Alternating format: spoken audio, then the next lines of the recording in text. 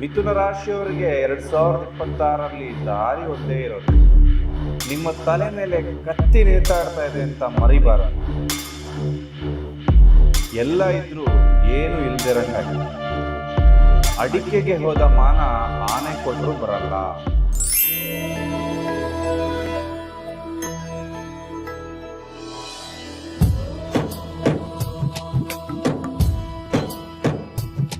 ಹಣಕಾಸು, ಮದುವೆ, ದಾಂಪತ್ಯ, ಪ್ರೀತಿ ಪ್ರೇಮ ಸಮಸ್ಯೆಗಳು, ಜೀವನದಲ್ಲಿ ನೆಮ್ಮದಿ ಇಲ್ಲದಿರುವುದು, ವ್ಯಾಪಾರ ಅಭಿವೃದ್ಧಿ, ಮನೆಯ ವಾಸ್ತು ಹಾಗೂ ಇನ್ನಿತರ ಸಮಸ್ಯೆಗಳಿಗೆ ಶಾಸ್ತ್ರೋಕ್ತ ಮತ್ತು ಶಾಶ್ವತ ಪರಿಹಾರವನ್ನ ತಿಳಿಸಿಕೊಡುತ್ತಾರೆ.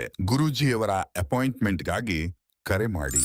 ಗುರುದೇವ್, ಮಿಥುನ ರಾಶಿಯವರ 2026ನೇ ಸಾಲಿನ ವರ್ಷ ಭವಿಷ್ಯ ಯಾವ ರೀತಿ ಇರುತ್ತೆ?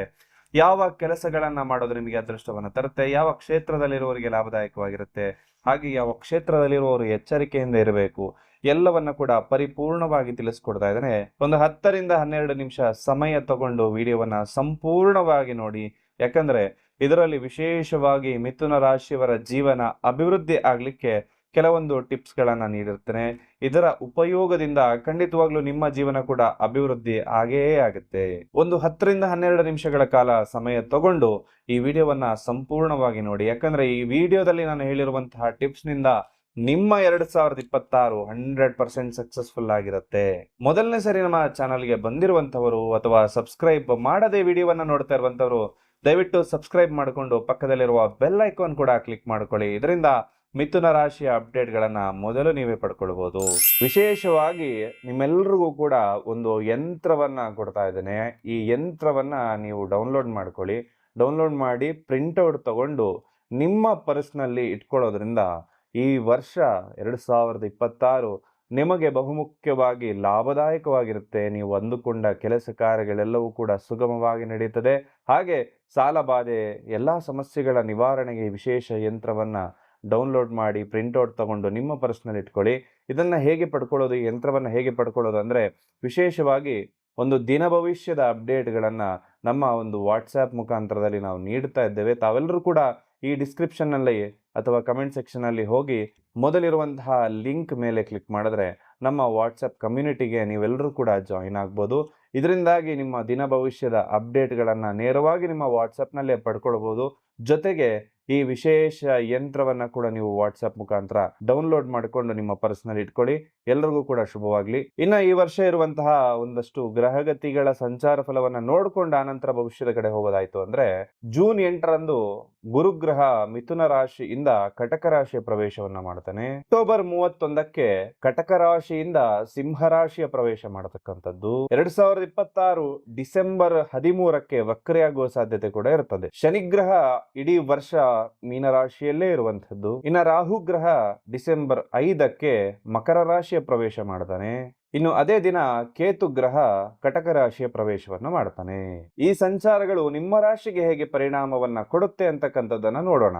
ಮಿಥುನ ರಾಶಿ ಅಂದ ಕೂಡಲೇ ಮಾತಿನ ಮೂಲಕ ಯಾರನ್ನ ಬೇಕಾದರೂ ಕೂಡ ಸೋಲಿಸಬಲ್ಲ ಒಂದು ವ್ಯಕ್ತಿತ್ವ ಇರುವಂತದ್ದು ಈ ಒಂದು ಮಿಥುನ ರಾಶಿಯಲ್ಲಿ. ಯಾಕಂದ್ರೆ ಸ್ಪೀಚ್ ಅಂತ ಹೇಳುವಂಥದ್ದು 3ನೇ ಮನೆಯಾಗಿರುತ್ತೆ. ಬಹುತೇಕ ಜನರು ಮೀಡಿಯಾದಲ್ಲಿ ಸಕ್ಸಸ್ಫುಲ್ ಆಗಿರುವಂತಹವರು ಈ ಮಿಥುನ ರಾಶಿಯವರೇ. ಈ ಮಿಥುನ ರಾಶಿಯವರ ಮನಸ್ಸು ಸ್ವಲ್ಪ ಚಂಚಲತೆಯಿಂದ ಇರುತ್ತೆ. ಯಾಕಂದ್ರೆ ಒಂದು ಕ್ಷಣ ತುಂಬಾ ಸಂತೋಷದಿಂದ ಇತ್ತು ಅಂದ್ರೆ ಮರುಕ್ಷಣನೇ ತುಂಬಾ ಗಂಭೀರವಾಗುವಾಗ್ತಾರೆ ಅಥವಾ ತುಂಬಾ ದುಃಖದಿಂದಲೂ ಇರ್ತಾರೆ.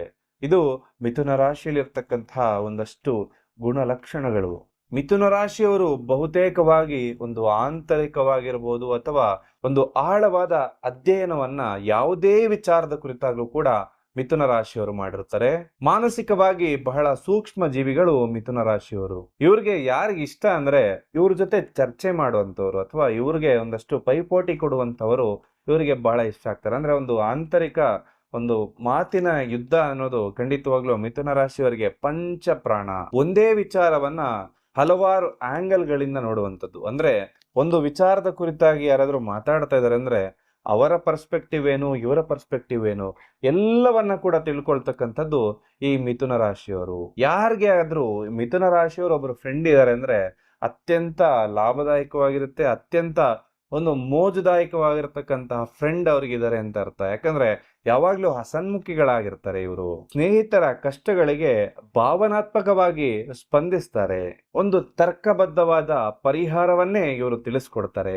ಪ್ರೀತಿ ವಿಚಾರದಲ್ಲಾಯ್ತು ಅಂದ್ರೆ ಇವರು ದುಬಾರಿ ಗಿಫ್ಟ್ ಕೊಡೋದಕ್ಕಿಂತ ಒಂದು ಸುದೀರ್ಘವಾದ ಸಂಭಾಷಣೆ ಮಾಡುವಂಥದ್ದು ಅಥವಾ ಒಂದು ವಿಚಾರ ವಿನಿಮಯ ಮಾಡೋದು ಇವರಿಗೆ ಬಹಳ ಇಷ್ಟ ಆಗುತ್ತೆ. ಒಂದೇ ಕಡೆ ಕೂತು ಮಾಡುವಂತ ಕೆಲಸ ಮಿಥುನ ರಾಶಿಯವರು ಇಷ್ಟಪಡಲ್ಲ. ಒಂದೇ ಸಮಯದಲ್ಲಿ ಹಲವಾರು ವಿಚಾರಗಳನ್ನ ಕೂಡ ಇವರು ಮಾಡಬಹುದು. ಐಷಾರಾಮಿ ವಸ್ತುಗಳಿಗಿಂತ ಒಂದು ಬುಕ್ ವರ್ಮ್ಸ್ ಅಂತಾರಲ್ಲ, ಹಾಗೆ ಪುಸ್ತಕಗಳಂದ್ರೆ ಬಹಳ ಇಷ್ಟ ಇರುತ್ತೆ. ಓದುವ ಒಂದು ಹವ್ಯಾಸ ಕೂಡ ಇವರಲ್ಲಿರುತ್ತೆ. ಹೊಸ ಅನುಭವಗಳನ್ನ ಮಾಡುವಂಥದ್ದು, ಹೊಸ ಹೊಸ ಅನ್ವೇಷಣೆ ಮಾಡೋದು ಇವ್ರಿಗೆ ಬಹಳ ಇಷ್ಟ ಆಗುತ್ತೆ. ಇವ್ರಿಗೆ ದುಡ್ಡು ಮಾಡೋದು ದೊಡ್ಡ ವಿಷಯ ಅಲ್ಲ, ಆದ್ರೆ ಇವ್ರಿಗೆ ಆ ಒಂದು ಇಂಟ್ರೆಸ್ಟ್ ಅನ್ನೋದು ಅಷ್ಟಾಗಿರೋದಿಲ್ಲ. ಒಂದೇ ಕೆಲಸ ಮಾಡ್ಕೊಂಡು ಆರಾಮಾಗಿರ್ತಾರೆ.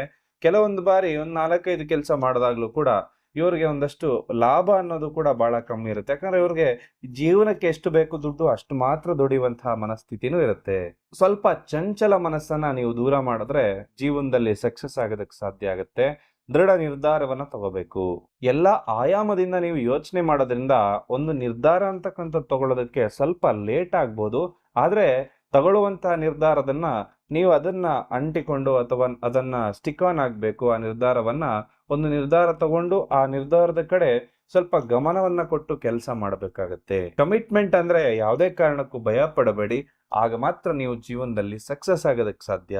ಮಿಥುನ ರಾಶಿಯ ಅಧಿಪತಿ ಬುಧ ಅಂದ್ಕೂಡ್ಲೆ ನರಮಂಡಲಗಳಾಗಿರ್ಬೋದು, ಭುಜ ಶ್ವಾಸಕೋಶವನ್ನ ಸೂಚಿಸ್ತದೆ. ಹಾಗಾಗಿ ಈ ಒಂದು ಸಂಬಂಧಪಟ್ಟಂತಹ ಸಮಸ್ಯೆಗಳು ನಿಮ್ಮ ಬುಧ ಚೆನ್ನಾಗಿಲ್ಲದಾಗ ನಿಮಗೂ ಕೂಡ ಬರುತ್ತೆ. ನಿದ್ರಾಹೀನತೆ, ಉಸಿರಾಟದ ತೊಂದರೆಗಳು ಕೂಡ ಬರಬಹುದು. ನೀವು ಎಲ್ಲವನ್ನ ತಿಳ್ಕೊಳ್ತೀರಿ, ಎಲ್ಲದರ ಅಧ್ಯಯನವನ್ನ ಮಾಡ್ತೀರಿ, ಆದ್ರೆ ಬಳಸುವುದು ಯಾವುದನ್ನ ಬಳಸ್ತೀರಿ, ಸ್ವಲ್ಪ ಅದನ್ನ ಬಳಸಿರುವಂತದ್ದು ಕಮ್ಮಿ ಇರುತ್ತೆ. ಅದನ್ನ ನೀವು ಸರಿಯಾಗಿ ಸಮರ್ಥವಾಗಿ ಬಳಸಿದಾಗ ಜೀವನದಲ್ಲಿ ಅಭಿವೃದ್ಧಿ ಆಗ್ತೀರಿ. ನಿಮ್ಮ ಚಂಚಲ ಮನಸ್ಸು ದೂರ ಆಗ್ಲಿಕ್ಕೆ ಸ್ವಲ್ಪ ಧ್ಯಾನವನ್ನ ಮಾಡಬೇಕು. ಯಾವುದೇ ಕೆಲಸವನ್ನ ಕೈಗೆತ್ತಿಕೊಂಡ್ರೆ ಅರ್ಧಕ್ಕೆ ಬಿಡಬೇಡಿ.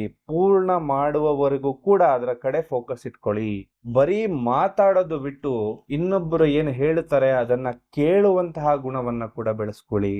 ಸ್ವಲ್ಪ ಟ್ರ್ಯಾಕ್ ಇಂದ ದೂರ ಹೋಗ್ತಾ ಇದ್ದೀನಿ ಅಂತ ಅನಿಸಿದ್ರೆ ಬುಧ ಗ್ರಹದ ಆರಾಧನೆ ಮಾಡಿ, ಓಂ ಬುಧಾಯ ನಮಃ ಅಂತ ಜಪ ಮಾಡ್ಕೊಳ್ಳಿ. ಇನ್ನ 2026ರ ಭವಿಷ್ಯವನ್ನ ನೋಡೋದಾಯ್ತು ಅಂದ್ರೆ 2026ರಲ್ಲಿ ಕೆಲಸ ಕಾರ್ಯಗಳು ಯಾವ ತರ ಇರುತ್ತೆ ಅಂದ್ರೆ, ಮೊದಲ ಸ್ವಲ್ಪ ಸ್ಟಾರ್ಟಿಂಗ್ ಡೇಸು ಸ್ವಲ್ಪ ಸ್ಲೋ ಡೌನ್ ಆಗಿದೆಯೇನೋ, ಯಾಕೋ ನನ್ನ ಜೀವನ ಸರಿನೇ ಇಲ್ವಲ್ಲ ಅಂತ ಅನ್ಸ್ಬೋದು.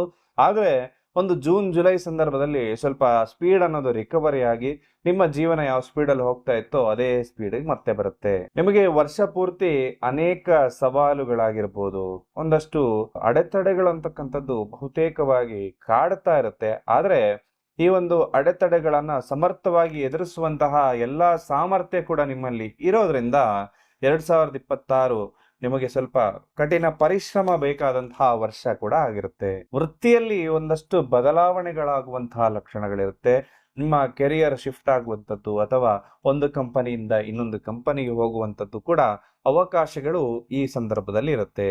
ನೀವು ಜೀವನದಲ್ಲಿ ಸಾಧನೆ ಮಾಡಬೇಕು ಅಂತ ಹೊರಟಿರುವ ವ್ಯಕ್ತಿಗಳಾಗಿರೋದ್ರಿಂದ ನಿಮ್ಮ ಒಂದು ಶಾರ್ಟ್ ಟರ್ಮ್ ಗೋಲ್ಸು ಅಥವಾ ಲಾಂಗ್ ಟರ್ಮ್ ಗೋಲ್ಸ್ ಎರಡು ಗೋಲ್ಸ್ ಇರುತ್ತೆ. ಈ ವರ್ಷ ನೀವು ಫೋಕಸ್ ಮಾಡಬೇಕಾಗಿರೋದು ನಿಮ್ಮ ದೀರ್ಘಕಾಲದ ಒಂದು ಗೋಲ್ಸ್ ಮೇಲೆ, ಅಂದ್ರೆ ಲಾಂಗ್ ಟರ್ಮ್ ಗೋಲ್ಸ್ ಮೇಲೆ ನೀವು ಫೋಕಸ್ ಮಾಡಬೇಕಾಗತ್ತೆ. ಆಗ ಮಾತ್ರ ನಿಮಗೆ ಸಕ್ಸಸ್ ಆಗುತ್ತೆ. ಈ ಶಾರ್ಟ್ ಟರ್ಮ್ ಗೋಲ್ಸು ಚಿಕ್ಕ ಚಿಕ್ಕ ಅಚೀವ್ಮೆಂಟ್ಸ್ ಅನ್ನೋದು ನಿಮಗೆ ಬೂಸ್ಟ್ ಅನ್ನ ಕೊಡ್ಬೋದು, ಆದ್ರೆ ನಿಮ್ಮ ಧ್ಯೇಯ, ನಿಮ್ಮ ಚಿತ್ತ ಎಲ್ಲವೂ ಕೂಡ ದೀರ್ಘಕಾಲದ ಯೋಚನೆಯಲ್ಲಿರಲಿ. ದೀರ್ಘಕಾಲದ ನಿಮ್ಮ ಒಂದು ಭವಿಷ್ಯತ್ತಿನ ಮೇಲೆ ಒಂದಷ್ಟು ಯೋಚನೆಯನ್ನು ಇಟ್ಕೊಳ್ಳಿ. ಪ್ರೀತಿ ಪ್ರೇಮ ವಿಚಾರಗಳಲ್ಲಿ ಈ ಒಂದು ವರ್ಷದಲ್ಲಿ ಸ್ವಲ್ಪ ಮಿಶ್ರ ಫಲಿತಾಂಶಗಳು ಕೂಡ ಇರುತ್ತೆ. ಮಿಥುನ ರಾಶಿಯವರಿಗೆ ಸಮಯ ಪ್ರಜ್ಞೆ ಯಾವಾಗ್ಲೂ ಕೂಡ ಹೆಚ್ಚಾಗಿರುತ್ತೆ. ಈ ಸಮಯ ಪ್ರಜ್ಞೆಯನ್ನ ಬಳಸಿಕೊಂಡು ನಿಮ್ಮ ಕೌಟುಂಬದಲ್ಲಿ ಬರ್ತಕ್ಕಂತಹ ಆಂತರಿಕ ಕಲಹಗಳನ್ನ ನೀವೇ ಒಂದು ಸ್ಟೆಪ್ ತಗೊಂಡು, ನೀವೇ ಒಂದು ದೃಢ ನಿರ್ಧಾರವನ್ನು ತೆಗೆದುಕೊಂಡು ಆಗಾಗ ಬಂದಂತಹ ಕಲಹಗಳನ್ನ ಆಗಾಗಲೇ ಪರಿಹಾರ ಮಾಡುವಂಥದ್ರಲ್ಲಿ ನೀವೇ ಒಂದು ಹೆಜ್ಜೆಯನ್ನು ಇಡಬೇಕು. ಇಲ್ಲ ಅಂತ ಆದಾಗ ನಿಮ್ಮ ಜೀವನದಲ್ಲಿ ಸ್ವಲ್ಪ ಅಭಿವೃದ್ಧಿ ಅನ್ನೋದು ಕುಂಠಿತವಾಗುತ್ತೆ.